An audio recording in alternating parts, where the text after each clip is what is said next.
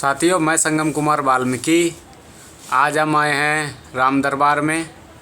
तो यहाँ पर आज जालंधर में समाज के वरिष्ठ लोगों की जो आज सामूहिक बैठक थी आरक्षण वर्गीकरण को लेकर।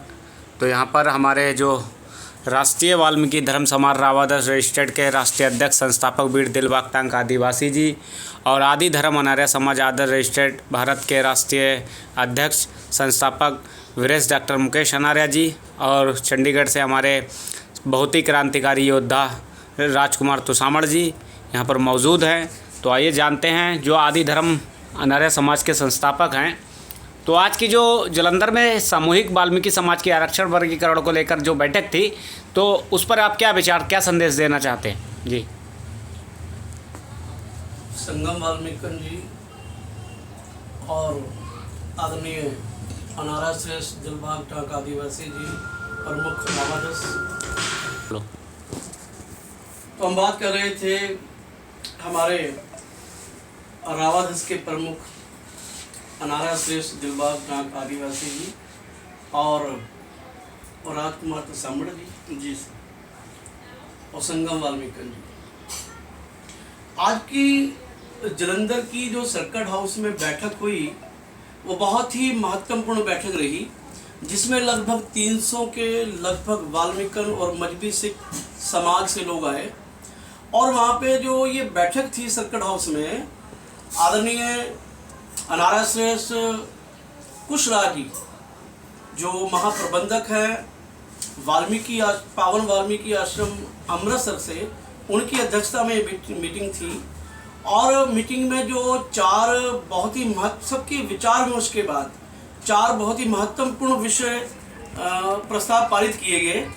और उनमें सबसे अहम प्रस्ताव पारित हुआ सर्वसम्मति से कि 13 तारीख को पंजाब के माननीय मुख्यमंत्री के थ्रू प्रॉपर चैनल और देश के प्रधानमंत्री जी को जो ये अनुसूचित जाति अनुसूचित जनजाति वर्गीकरण में जो हमें कोटे में से सब कोटा मिलना है, उसको सुरक्षित करने के लिए, उसे सुनिश्चित करने के लिए पत्र भेजे जाएंगे पूरे पंजाब से।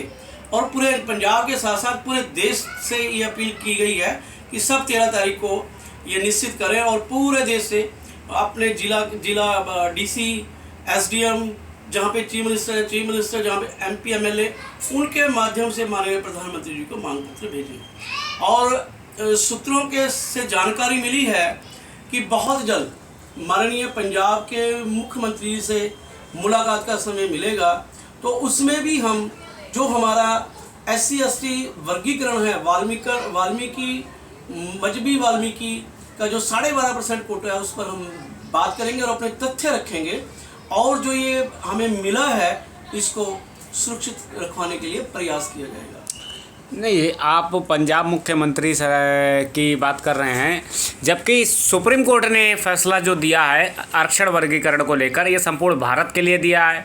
और अभी कल तक की जानकारी पेपर मीडिया के माध्यम से, सोशल मीडिया के माध्यम से ये प्राप्त कराई जाती है कि माननीय प्रधानमंत्री जी ने इस आरक्षण वर्गीकरण कोटे का जो आदेश है उसको खारिज किया है।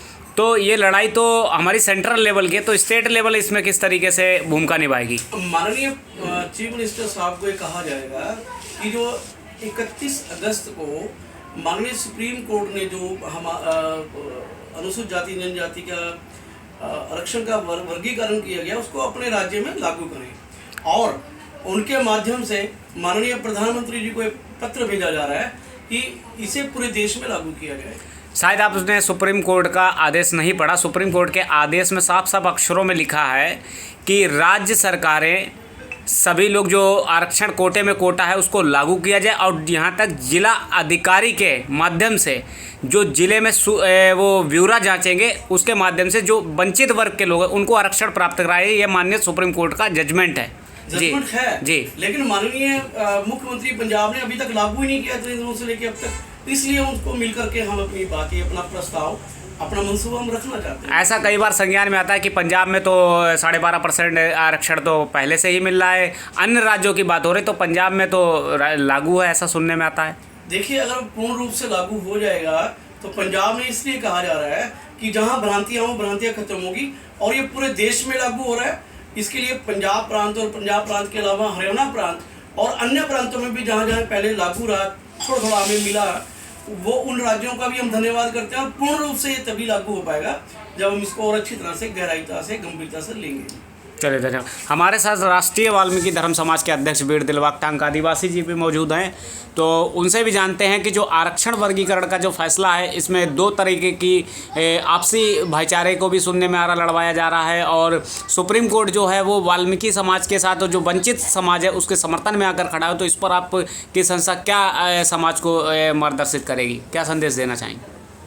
आज हम जलंधर सर्किट हाउस में पहुँचे और हमने देखा कि वाल्मीकि समाज वाकई चिंता में है और चिंता के साथ साथ संघर्ष भी करना चाहती है वाल्मीकि समाज। और बहुत अच्छी मीटिंग हुई आज जलंधर सर्किट हाउस में, 250-300 लोग थे वहाँ पे, और पूरे पंजाब और पूरे भारत के अंदर इस आवाज़ को बुलंद करेंगे। जैसे आंध्रा में 13 ज़िले हैं, 13 ज़िलों में 5 ज़िलों में वाल्मीकि समाज का आरक्षण खत्म कर दिया गया। जैसे राजस्थान में है, यूपी में है, पंजाब में, हरियाणा में, हिमाचल में, और इन जिलों में जो है वाल्मीकि समाज के लोग, क्योंकि हमारे पास नौकरियां तो खत्म कर दी सरकार ने, सीपर, पीएन, माड़ी, चौकीदार, ड्राइवर, इसी में हमारे लोग लगते थे। तो आरक्षण का हमारे पास, मुझे तो ऐसा लगता है कि हमारा ये झुंझुना है, सरकार ने पकड़ा दिया है, बीजेपी सरकार ने, क्योंकि जब नौकरियां ही नहीं है तो आरक्षण किस बात का।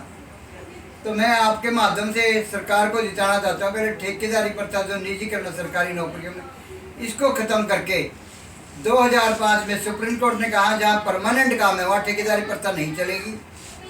फिर भी 2005 से अब तक देख लो, कोई ठेकेदारी प्रथा ही है, निजीकरण बिल्कुल, नौकरियाँ ख़त्म कर दी गई। पंजाब में 10,000 रुपये है, यूपी में 6,000 रुपये है, गुजरात में 6,000, आंध्रा में 6,000 है, और राजस्थान में, यूपी में तो मुसलमान पक्का लगा हुआ, गुजर पक्का लगा हुआ, 3,000 रुपये में वाल्मीकि झाड़ू मार रहा है।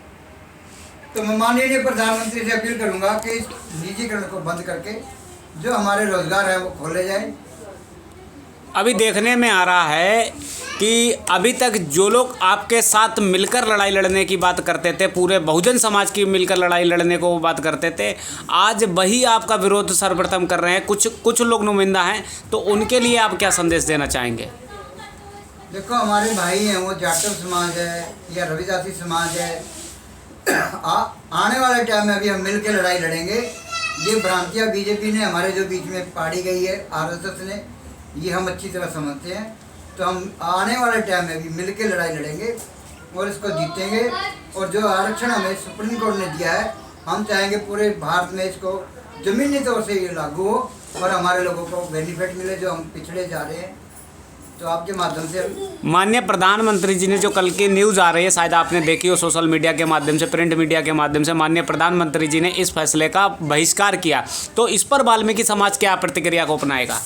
इसमें हम माननीय प्रधानमंत्री को लेटर के द्वारा पूरे देश में वाल्मीकि समाज की तरफ से पूरे देश में हम लेटर भेजेंगे उनके पास, और जो हमें 12% जो आरक्षण मिला है देश में, ये पूरे देश में लागू हो और ज़मीनी तौर से इसको लागू किया जाए। अगर प्रधानमंत्री जी ने, जो भारतीय जनता पार्टी की सरकार है भारत के अंदर, तो प्रधानमंत्री जी ने अगर इस फैसले का बहिष्कार किया और इसको लागू नहीं किया, तो फिर राष्ट्रीय वाल्मीकि धर्म समाज किस तरीके से इसकी भूमिका निभाएगा? वाल्मीकि समाज के संगठनों को लेके उसका विरोध किया जाएगा प्रधानमंत्री का। जी, प्रधानमंत्री का विरोध करेंगे, उसको लागू करवाने की जल्द से जल्द कोशिश करेंगे। जी जी, चलिए, अच्छा लगा आपसे बात। और समाज को कुछ नारिया जी बैठे हैं जी, पूरे देश में, इन्होंने भी कसम खाई है कि पूरे देश में काम करेंगे। और हमारे साथ में 52 सेक्टर से भाई है और पूरे 300-350 लोग वाल्मीकि समाज के इकट्ठे हुए वहाँ पे, और सबने कसम खाई है आगे समाज के कार्य करने के लिए। इसी के साथ मेरा जय वाल्मीकि, जय भीम, जय रविदास। आप कुछ कहना चाहोगे? मुकेश जी नारे से बोलेंगे। आप कुछ कहना चाहेंगे? बहुत ही वहाँ पे हमारे बुद्धिजीवी जो पहुँचे हुए थे, मैं सबको नमन करता हूँ।